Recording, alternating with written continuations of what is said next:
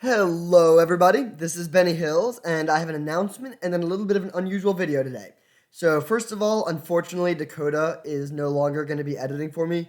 He got a promotion or a sweet new job, so good for him and good for his company, and I'm happy about that, but I'm sad that I will no longer have an editor, at least for now. So, if anyone who sees this has any editing experience or is interested in potentially trying to work together, please let me know in the comments and we can, exchange emails and figure something out.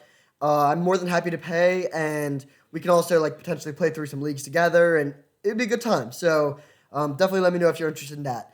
It could be as simple as just editing out downtime between leagues, or like when I'm thinking or whatever. Or if you want to do something a little bit more like extensive, that's cool too. Totally up to you. But yeah, again, just let me know if you're interested in doing that. Secondly, as some of you may know, we're about to have a format that I'm very, very excited about. And that format is Supreme Draft Vintage Cube.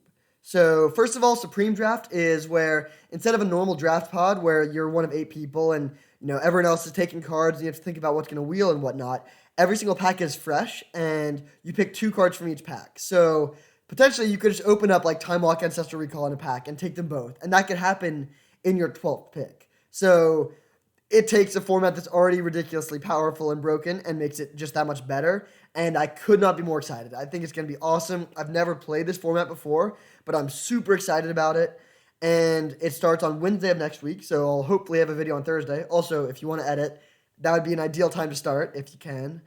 But today, we don't have that access to that yet, but I'm going to go through the changes that I think the format will go through. So, like, what things are worse in this format or better in this format compared to normal Vintage Cube. And also for people that are a fan of normal Vintage Cube, never fear, a week later, that'll be out as well. So, I'll have plenty of content about that as well. But for Supreme Draft, overall, in some formats, there's a clear best deck.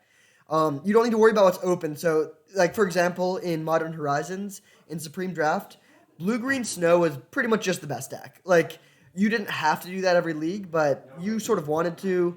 And, I mean, you could maybe splash another color, but that was basically where you wanted to be. I don't think that will be true in Vintage Cube because every single deck can just be so powerful. So, I mean, yes, you don't need to worry about what's open, but, like, if you happen to get like multiple Entombs and a Griselbrand, then you could have a very, very strong Reanimator deck. So I think it'll be a little bit of a rock, paper, scissors. Like if a lot of people are playing Storm, then like a really aggressive mono white deck with Thalia becomes a lot better, for example. So that's the first thing. I don't think there'll be one like prototypical best deck that you should basically be in almost every time if you're trying to win. Secondly, and potentially most importantly, openness doesn't matter anymore. So decks that are good because they're always open, like Mono White, are much worse now than they used to be. Mono Red sort of fits in the same category. And on the other side of the spectrum, decks that are almost always drafted by multiple players, like sort of blue, mid-range, and control decks, are going to become much better because now you don't have to split them. Sort of the way it works if you're trying to do like blue X control right now is you have to spend all of your early picks drafting like the really good blue cards, and then whatever your secondary color is whatever you're wheeling and getting on the late picks. But now you don't really need to worry about that. Like you can get good blue packs or good blue cards throughout the entire pack, throughout the entire draft. So that's blue is already the best color, and it'll be the best color by even more here is my preliminary guess. Again, I've never played this format before, so all of these things could be way off base, but I think at least this one is definitely correct, and I think a lot of this is correct as well. So next up, if you are deciding to play a fair aggressive deck, first of all, good luck. I think you might need it, but you really want to have disruptive creatures. So I think cards like Thalia, Vryn Wingmare, Spirit of the Labyrinth, things like that are going to be at a premium now. They'll be better than things like Adanto Vanguard that are potentially better in the more interactive matchups. I just think that you really need to be disrupting quickly because players are going to have like multiple Moxen a lot of the times and just be very, very fast. So you really want to prioritize the creatures that hit hard while also disrupting instead of just the ones that hit hard. Next up, Storm will be open always. I mean, everything is always open. No one's ever going to be cutting your archetype. So I think Storm will be a lot more popular, both because it'll be more powerful than it normally is, and also because I'm sure a lot of players are just going to want to take advantage of the fact that it's open and like sort of just really try and force Storm a lot. So I basically expect to play against a Storm deck every single league, and you need to be ready for that. So prioritize picking cards that are good against Storm, even if they're for the sideboard. Also prioritize things like Brain Freeze that can just win. Like you can just be playing a completely non-Storm deck, but just side in Brain Freeze against Storm, and like they play their pre-order, and in response you just kill them with Brain Freeze. So keep your eye on that. I think that changes the pick order quite a bit to make anti-Storm cards better. And then if you are drafting Storm, normally Storm players really need to prioritize certain power cards. Like you really, really need that Yawgmoth's Will or that Dark Ritual or something like that. And draw sevens too. Like you really need that Time Twister. So you can't really afford to pick Mana Fixing and Cantrips, which are basically everyone wants to be playing. Like it's very hard to get enough of those in your Storm decks. But now you can afford to pick Cantrips or Fixing and like have that added consistency and then still rely on getting your draw sevens and your mana production later in the draft. So I think that will help out Storm a lot. Like you adding that consistency, being able to have your colors on time, being able to have your cantrips, I think will be really, really good for Storm decks. So that's something to be aware of. You don't need to like necessarily pick the cards that are stereotypically Storm cards every time you see them, like you sort of do now if you're trying to do Storm. Next up, counterspells are going to become even more important. They're already really important, but they're even better now, especially the cheap ones. So the poster child for this is Force of Will. I think that'll go from a pretty good card that I like to have when I can to potentially a top 10 card in the format. Like I could imagine picking this over a Fractured Identity, over a Mox even. Like these are things that are certainly not true in normal Vintage Cube, but I think that if players are doing a lot of combo decks and they have a lot of Moxen, then having interaction on turn 0 or turn 1 is going to be huge. So, if your opponent goes like land, Mox, like Entomb, Reanimate, having that Spell Pierce on turn 1 is going to be so huge. So prioritize counterspells a lot. As I just mentioned, players will have a lot of fast mana. It will not be uncommon for people to have like multiple or even like many Moxen. So having a low curve is even more important. You can't really rely on just like expensive haymakers to catch you up. It also means that fast mana like Worn Power Stone that's like does the job of a Mox but worse is going to become quite a bit worse because like if you're playing a deck that really needs access to fast mana but your fast mana is much worse than everyone else's fast mana, you're just not going to be able to compete. So I think the tier 2 mana acceleration becomes a lot worse. Tier 2 card draw similarly is going to be a lot worse, I think.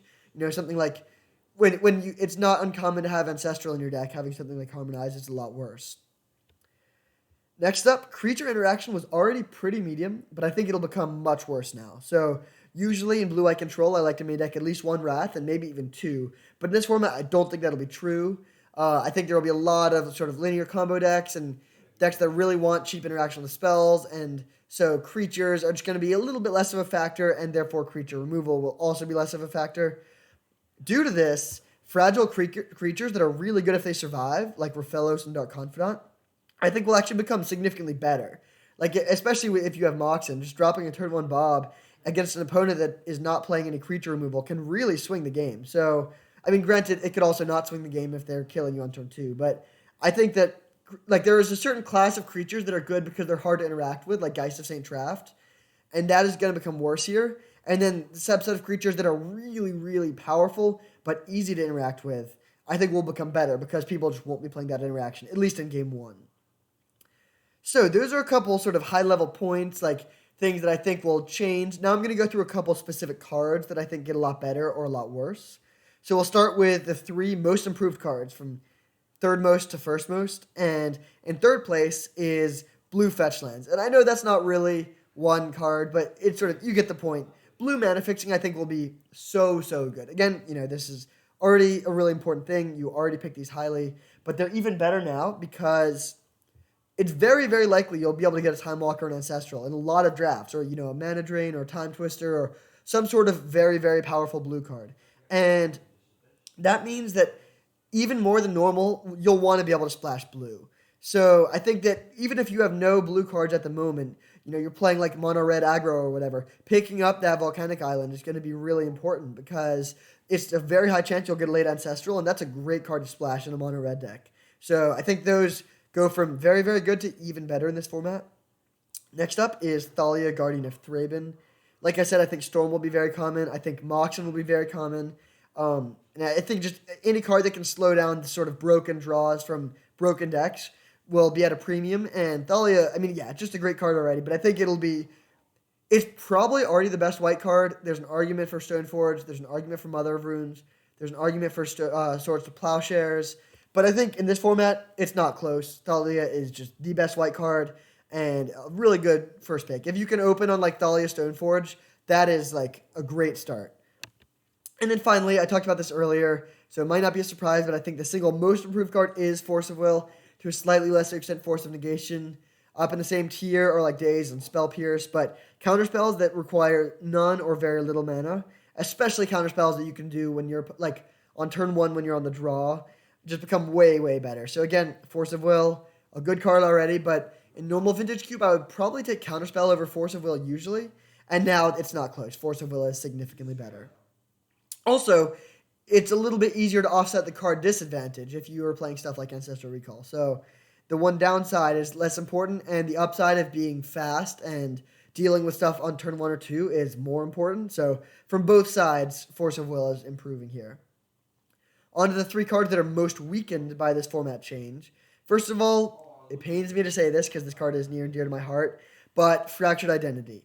This card is very, very... I mean, it's still good. I still will pick it highly, but it's at its best when you're exiling like a 4 or 5 mana Planeswalker, and it's just a huge swing that way.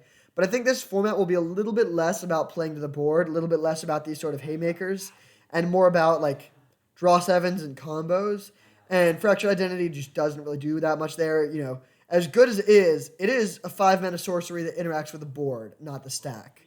And that's a high bar to clear, especially in this sort of format. So I'll still pick it highly, but I think it is going to be quite a bit less good here.